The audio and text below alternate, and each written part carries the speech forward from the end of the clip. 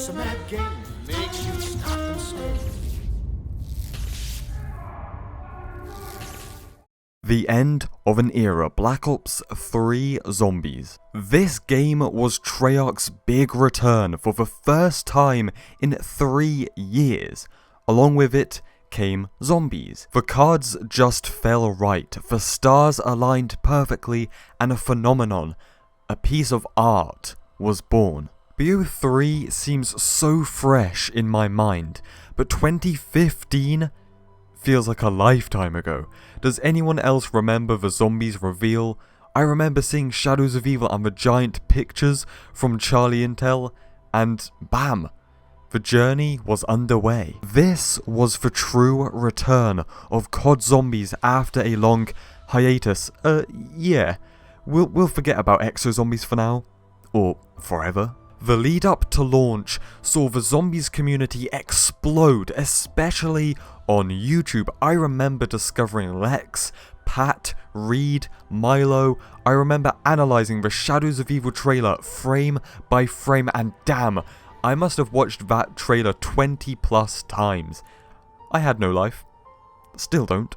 Way back then, well, it was only 3 years ago, but we were all younger, and I think because of that, I allowed myself to slip into this ungodly world of hype for this game, which nowadays is probably harder to do. Fellas, let's jump into it, because if not, I could be here rambling for, not joking, days. So let's get into it. Let's try and keep this somewhat short and sweet. You bear the mark.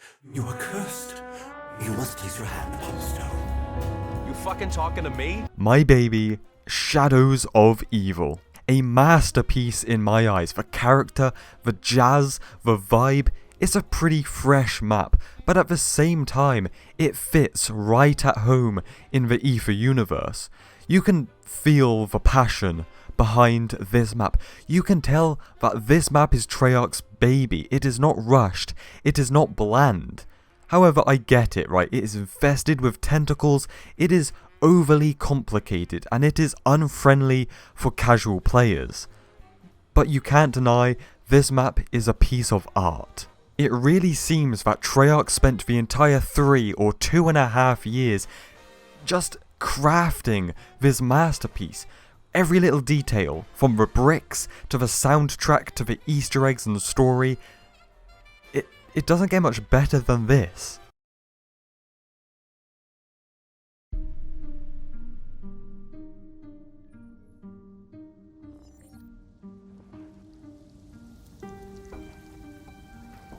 A most unfortunate turn of events. The Giant. This map, not much to say, to be honest. Its aesthetic, just like Shadows of Evil, it's what it says on the can, right? It's a modified, modern version of the all-time classic Doris, and it's a pretty casual, friendly map. A nice change of pace from Shadows of Evil.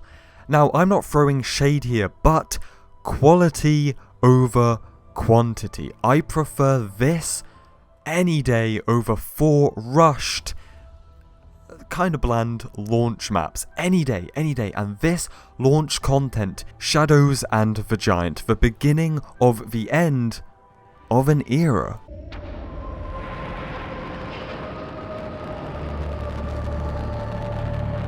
DE, Der Eisendrache, or something. How am I supposed to do this map justice with my words? Black Ops 3 was off to a great start, but then it just gets better. DLC 1, like seriously, I've already used the word phenomenon, I've already used masterpiece and piece of art. How am I supposed to describe Der Eisendrache? A fan favourite, an instant classic. Magic. It's magical in every sense of the word, even literally. To me, Der Eisendrache feels like Origins, Mob of the Dead, and Moon, and maybe Doris thrown into a blender, and you just get this casual friendly, hardcore friendly, and the atmosphere and the Easter egg and just everything is close to perfect. Zetsubo no Shima. Island of Despair. To keep it 100% real, fam, there is no way in hell, no way in heck this map is in combo for one of the worst maps ever. I'm not buying it. I'm not buying that crap. This map is underrated as ever. Zet was memed to the grave, literally. There was this kind of bandwagon hate against it to this day, even. And I get it, there are some big issues, like which asshat full of dumbassery thought it would be a great idea to make turning on the power something that should be simple. The most convoluted, boring process the world has ever witnessed. But at the same time, Zetsubou does a lot right. Yeah, it's not the scariest map in the world, like they said it was for some reason, but it's pretty unsettling, the storyline and the kind of concept behind the map itself, with the kind of human and plant hybrid things, and this kind of like swampy jungle island in World War II, and big ass tree Takeo, and the storyline as well about Tak and the Emperor and this big ass spider. There's so much that this map does amazingly. If Zetsubou is one of the worst maps or the weakest map in the game, then hell, Treyarch, you did a damn good job.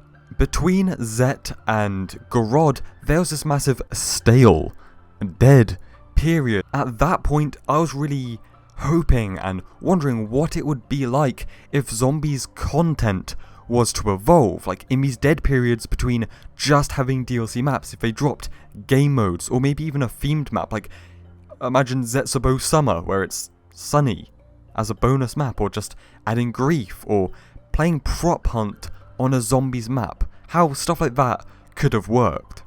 But anyway, it didn't happen, so Gorod Crovy, shall we?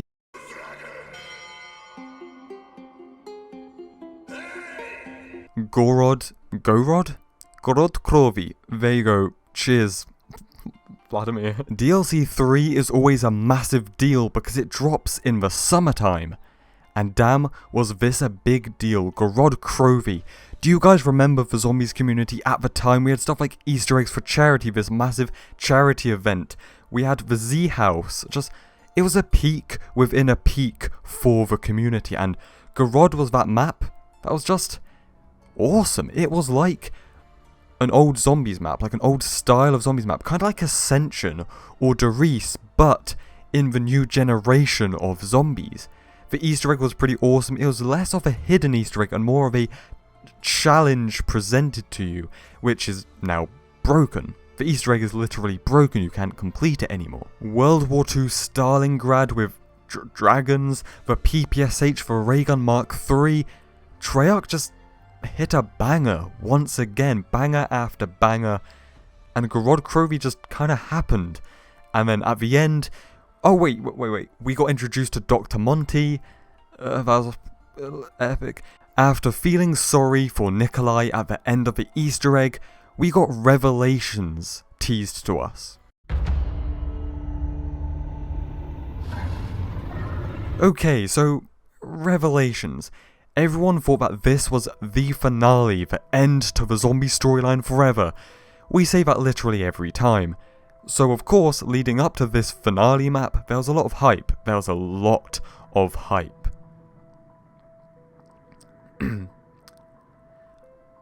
But to keep it short and sweet, ultimately, it was a letdown. Revelations to me feels more like a bonus map than a finale map if you talk about Moon.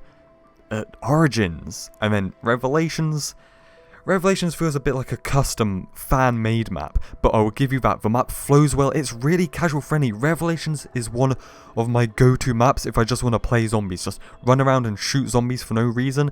That is a great map to go and do it on. Not only that, the map looks beautiful, you know, the red and the blue in the sky, the big ass creature flying around, eating Pack-a-Punch. It does a lot of stuff great. But for a finale, and then the storyline for the finale was kind of eh. In fact, it was so so meh, that this cannot be understated.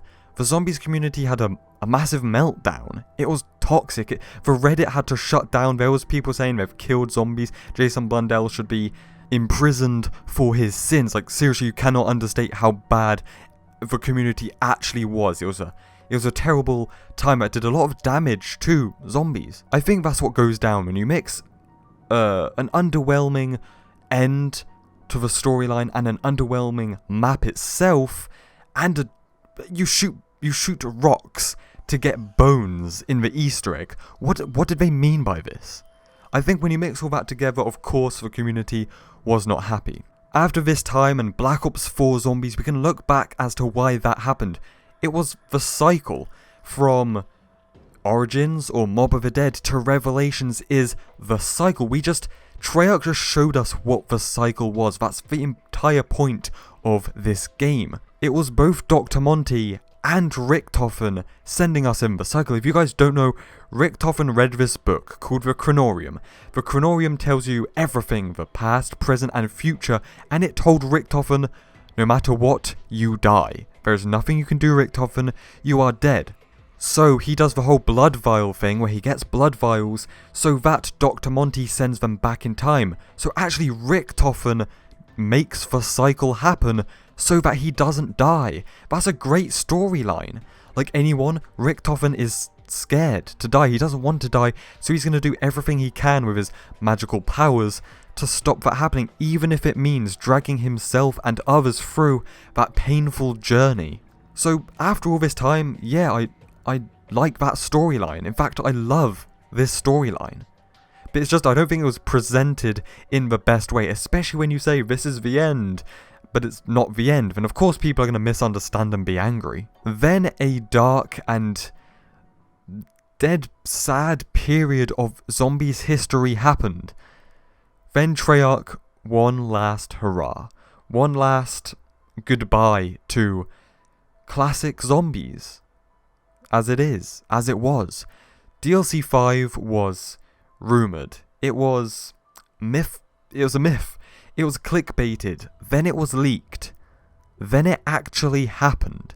DLC 5 Zombies Chronicles 8 remastered maps. And like I said, it was Treyarch themselves said that this was a love letter to the community, and it kind of was. It kind of is. And like I said, it was kind of a final goodbye to classic zombies. It was the end of an era. A peak that may never be reached again. As you can tell, I'm trying to sound all like dramatic, but lads, that's all I've got to say about that. I hope I did this justice, this game and this topic justice.